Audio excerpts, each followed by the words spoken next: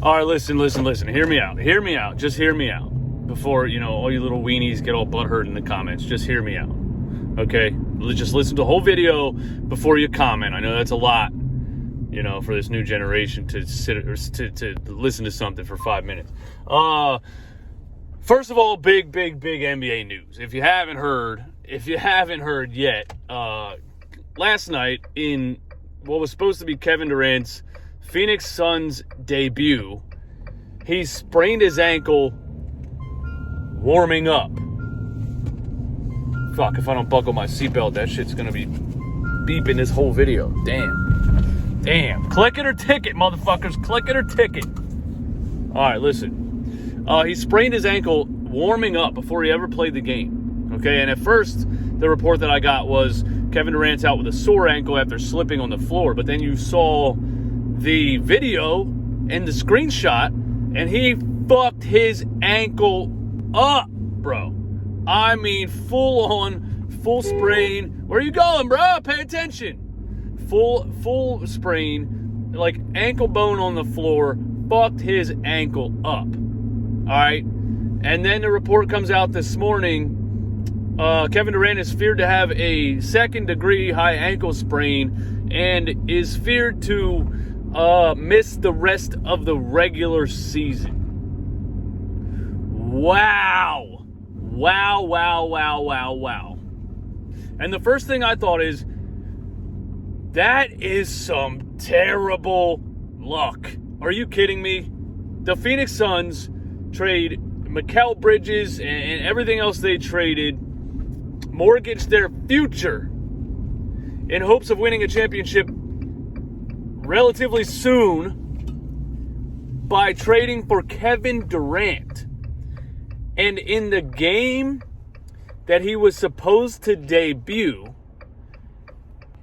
he sprains his ankle warming up and is out for the rest of the season. Holy shit.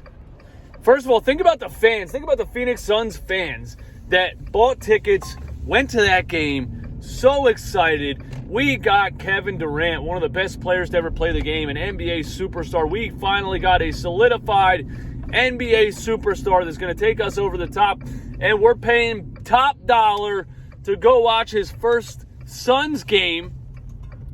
And you're not even in your seat yet. You're over there getting a hot dog, getting some popcorn, whatever else. This guy sprains his damn ankle warming up. Doesn't even play the game, and now is feared to be missing the rest of the regular season. That is crazy.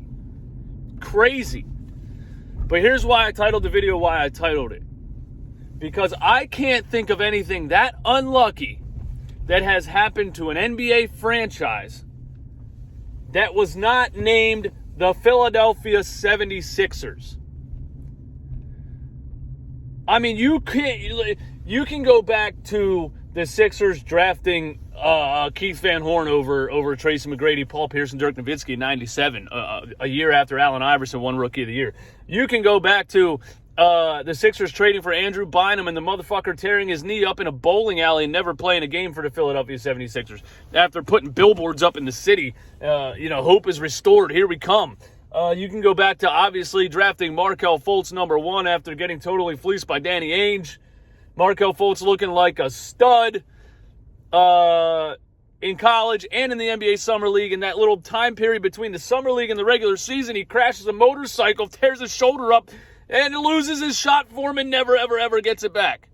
You can go back to the 76ers drafting Ben Simmons, a 6'11 unicorn, who looks like a left-handed 6'10 LeBron James, and goes on to become the biggest bust in NBA history, bigger bust than Greg Oden.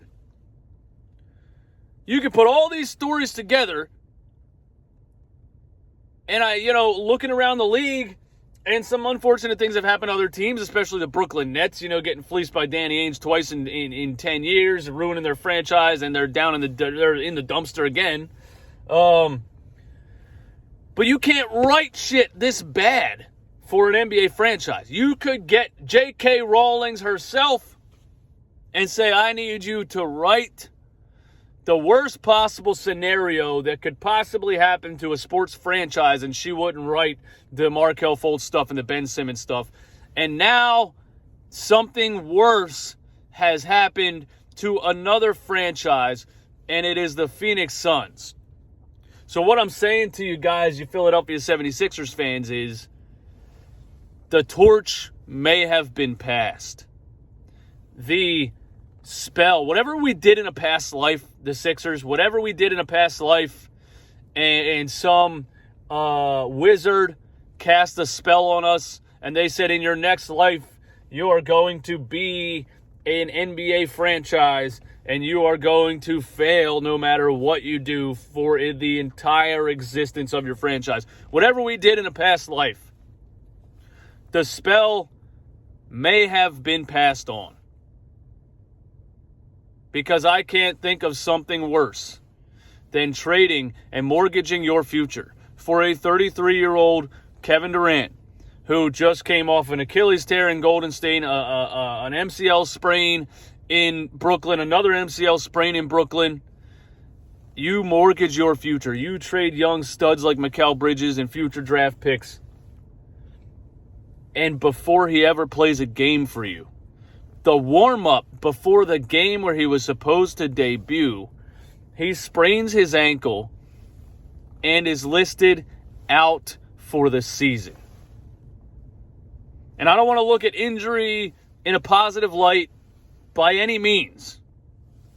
But what I'm saying is, 76ers fans, this may give us hope that the curse has officially been passed on to another franchise, and the Philadelphia 76ers, after 40 years of purgatory, are free.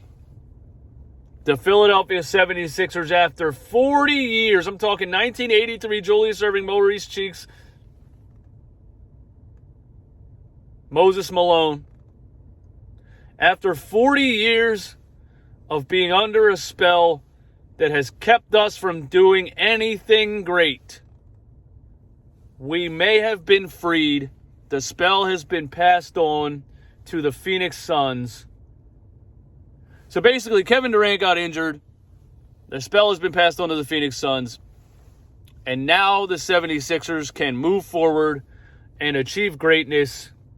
And things won't happen to us that seem like they're out of a nightmare horror book novel. And things won't happen to us in the middle of games that seems like it's somebody playing 2K on the hardest difficulty. The spell has been passed on. That's what I wanted to say. And that is greatly unfortunate for Kevin Durant. That is greatly unfortunate for the Phoenix Suns. If you're still watching this video, though, I will say this. Ball don't lie. And when you are as much of a snake as Kevin Durant is, and you leave a franchise after blowing a 3-1 lead to one of the greatest teams in NBA history, and you leave that franchise to join the team that beat you, to get a cheap ring, so cheap it's like it was out of a fucking gumball machine and nobody cares. And then you leave that franchise to try to form another super team, and that one fails. And then you leave that franchise to join another good team to try to get another cheap ring. Karma always has the final say. The basketball gods will not allow you to continue this behavior, and they have passed on the spell that was cast upon the Philadelphia 76ers in a past life.